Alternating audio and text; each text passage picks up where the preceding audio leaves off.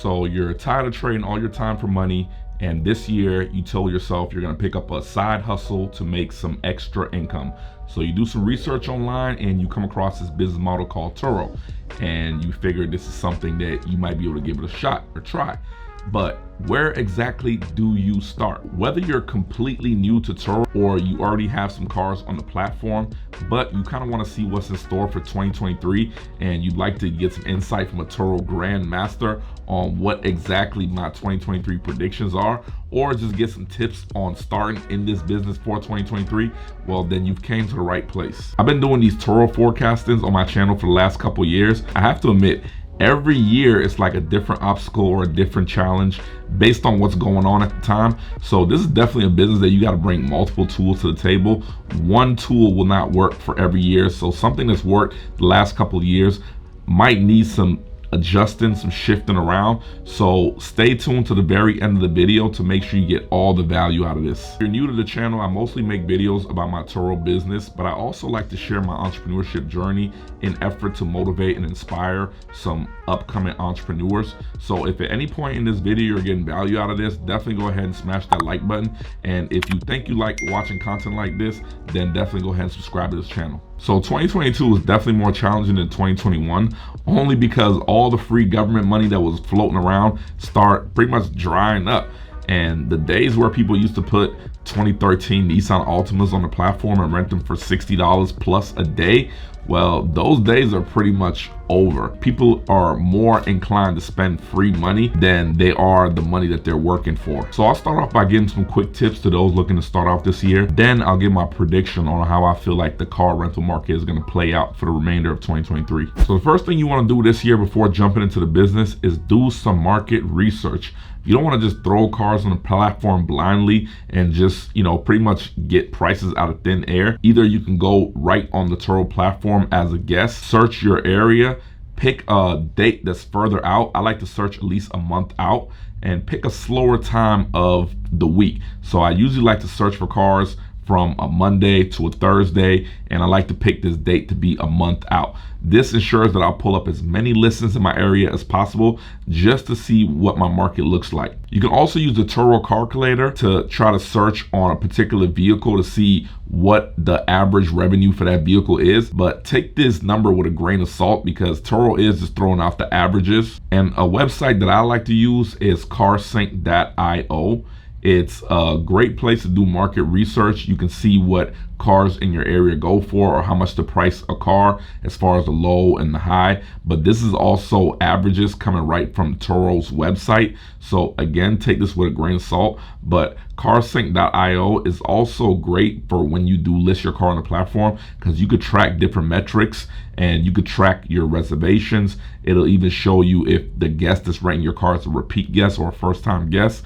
And you can also send automated messages or templates right to the guest. So I like to use this when a guest books my vehicle, they get some instructions right off the bat. And when the reservation is almost over, like an hour before it's over, the guests also receive a message. And you can even put an automated message in there for halfway through the trip just to kind of check on the guests. So carsync.io is my go-to spot for all these things. And I'm going to leave the link in the description for both these websites that I mentioned. So check this out and let me know which one you prefer. So the next tip, number 2, don't participate in the race to the bottom. As you're doing market research in your area, you might come across some cars that seem like the deal's too good to be true. For example, you might see a Mercedes C-Class or something going for $50 or $60 a day, and you're probably wondering, how does this host make money off such low prices on a higher end luxury car? Well, to put it in simpler terms, they're not making money. You have to understand that the car rental market is like any other market. It has its ups, its downs, and you have the right time to buy and the wrong time to buy. And there's a lot of factors that go in whether or not somebody is profitable, the amount they paid for their car, their interest rates, is it a cash car, finance car, expenses, how high is their insurance, their car payment. So it's really hard to tell if somebody is making a profit just by looking at their daily price. But on some vehicles, like I mentioned this example, if somebody has a Mercedes, let's say a 2018 C-Class, rent for $50 a day, I'm pretty sure that person is not making money, because I've been selling cars for a while now. And to get a better understanding of the car market, we're coming off an all-time high for used car prices. Along with the used car prices being so high, rental daily rates were also really high, because like I said, there was a lot of free money going around. So people were charging outrageous daily prices for regular economy cars. So that kind of spoiled a lot of hosts, because they had 1 or 2 cars going good and they figured, hey, let me go ahead and go all out, add 10 more cars to this.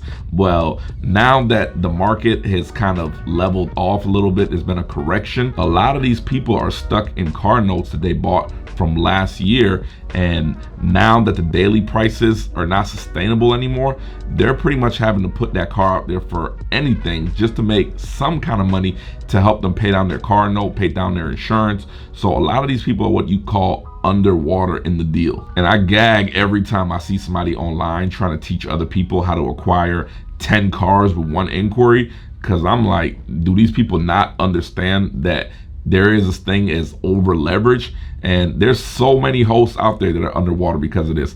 They went listening to those so-called gurus, bought their courses, went and financed 10 cars, thinking that they were always going to be able to get $80, $90 a day for that car. But now that the market has corrected itself, that car can probably go for about, $60, because people don't have money like that anymore. So they're putting it out there for $50 a day, just trying to pay off their car note, just trying to pay off their expenses, but they're not actually netting any income. And what's even worse is the vehicle they purchased last year, the value is actually tanked on that vehicle, but they still owe the same amount.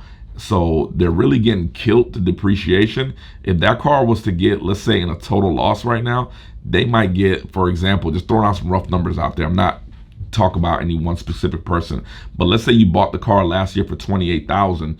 Now that car is only worth $20,000, but you've actually depreciated a little bit because you've been renting the car for 6-7 months. So now let's say the car is really worth about $17,000. Well, if the car gets into a total loss situation, you might get a $17,000 check, but you still owe $28,000. Now, a lot of people want to say, well, we just going to get gap insurance, or we got gap insurance on it. Well, gap insurance is like, if you're putting a car on Turo, gap insurance is toss of a coin, because if they find out you're using the car for any commercial activity, which rental fits in that description, then they can actually void your gap. So I have seen that happen before, but I've also seen where they honored the gap and paid it out. So just get a better understanding of the market to know what's going on. So when I say don't join the race to the bottom, I mean, don't feel like because somebody is pricing a Mercedes at $50, now you have to price your car at, let's say, $30. I really don't go anything lower than $38. The lowest I've rented a car is $35, because that particular car had already paid for itself multiple times over. I would never list a car on the platform for $30 that I have a car note on, that I have insurance on. That is just wasting your time, and you're definitely not netting anything at that point. So don't just automatically assume that every host you see with a car on Turo is profitable, because if it doesn't make sense, then they're most likely losing money. So another tip for new hosts is cash cars is better than finance cars, and leasing should never be an option. It just doesn't work for this business. Now, if you watch some of my other videos, I'm always stressing this issue about cash cars. 90% of my inventory is cash cars, and 60% of those cash cars are already paid off or have already made enough revenue to return the investment. Now, it could seem like financing is the better option because you're getting into a business with no money down, and that seems to be the new thing to do. But getting into a business and putting a car on a platform without really knowing how much revenue to expect could be risky business. And what could be even riskier if you don't have at least 6 to 12 months of expenses for that vehicle just on standby. So a simple rule I like to use from my experience from doing this business: if you're gonna finance a car, then make sure you keep your expenses under $300 a month. And I mean car note, insurance, under $300. So that means you might have to put some skin in the game. You might have to put a down payment on that vehicle in order to bring that expense to that amount. But I think that's a comfortable amount, especially if you're going to be in the economy game, which if you're just starting off, you should be in the economy game. Nobody should be starting off with exotic or luxury cars. The risk is just too high, especially if you don't have somebody that's on your team that's already been doing this, that's going to be coaching you step by step. Could be risky business. So if your expenses are $300 a month, even if you have a lower end month, like my economy vehicles do anywhere from $600 up a month, could be $600 to $1,000. So even if I'm at the low end of $600 and my expenses are $300, well, at least I'm still netting $300. And if you're really serious about this business, you should be taking that $300, putting it in a separate account, not touching it, and planning on using that money to reinvest into more cash cars. Or you can even use that money to save up another down payment and finance another vehicle with some skin in the game, again keeping the expenses under $300. And once you do that a couple times, you'll have enough money to actually go and purchase a cash car. Then you can keep the ratio in your inventory to about 3 to 1. Every 3 cash cars, get 1 finance car. I think that's a very safe ratio. I know a lot of hosts who started off with 2 or 3 cars and reinvest all their profit and buy all cash cars. And they do that for 2 or 3 years, and they're actually able to replace their 9 to 5 and actually earn themselves more time freedom. So the last tip I'll give to new hosts is to make sure you do your own marketing. Turo does a great job in marketing and bringing leads in, but when things start to get slow during the slow season, then you want to make sure you stand out from other Turo hosts. And there's nothing stopping you from doing your own marketing. There's nothing stopping you from making a car rental website and having all your vehicles linked right to Turo.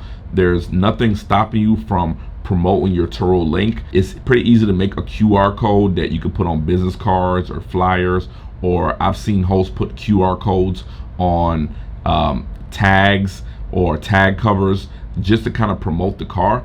And a lot of my renters come from auto shops because their cars are being worked on. So that's a great place to promote your business. And you can even cut the shop in on a deal or work out a deal with them for you to bring your car to them and they bring you business. And another thing that can help you out is a local Facebook page that highlights your business as a rental car company. You don't have to put Turo on that Facebook page. Just put the name of your company and put rentals. And when anybody clicks the link, you can redirect them right to the Turo website. Turo does not have an issue with this. They don't have anything in their terms of service that says you can't market your cars. So I wouldn't 100% rely on Turo, especially when things start to get a little slow, especially when you have 5 or more cars. You definitely want to take some marketing into your own hands. Even though Turo does do a great job at marketing, there's nothing stopping you from doing that, and there's no reason your car should be sitting up while you're not marketing them. So where do I see Turo and the rental car industry as a whole heading in 2023? Well, I think for 2023, it's gonna be what you call bearish. If you're into stocks or crypto, you understand the term. Bearish just means that there's still more room to the downside. Now, all these markets, doesn't matter if it's stocks or rental cars or whatever, it's all controlled by 2 things, fear and greed. So when we're in a bearish market, the sentiment is more on the fear side. So people are fearful because a lot of companies are cutting jobs, the inflation is out of control, interest rates are really high. There's a lot of different things going on in the economy right now that is not indicating that people will come across more money this year. It actually looks like there's a lot more room to the downside, and we could see that trend the entire year. Now, hopefully I'm wrong. I'm just speculating based on current events and what we just experienced in 2022. So that means if people have less money in their pockets, then they're gonna put stuff off like vacationing or put off that higher end luxury car that they're gonna use on the weekends. They're just gonna try to save their money for actual necessities. But what they can't hold off on is those necessities. Like if people still have to get around, they still have to take their kids to school, they still have to go to work, and something happens to their primary vehicle, well, they're gonna need to get in a vehicle fast. And a lot of these people that are on the edge, for lack of a better terms, don't have the option of going to the dealership and getting a new car or getting a car note, because guess what? Banks are also cracking down on car notes. They're not giving them as easily as they once were. They're looking over each applicant very carefully, and a lot of people are getting denied. And even for subprime, people are getting denied. So that's why this year I'm going to continue to target economy vehicles, but I'm actually not planning on adding any vehicles to my fleet for at least 6 months, because I also feel like there's more market correction as far as used car prices are going. And I feel like there is going to be a point this year where it's going to be an ideal time to purchase vehicles, but I don't think it's going to be next month or the month after that. I still feel like there's still some more some downward pressure to go in 2023. But like I said, there will be a point where it's going to be a great time to purchase a vehicle. And when you make money on Turo, you make money off the purchase of the vehicle. If you can get the right vehicle for the right price, then pretty much it's what I like to consider a win-win situation. So I'm going to be patiently waiting for that time. I have about 12 vehicles in my fleet right now that I'm sitting on. So if something happens to one of those vehicles, I will definitely be replacing it.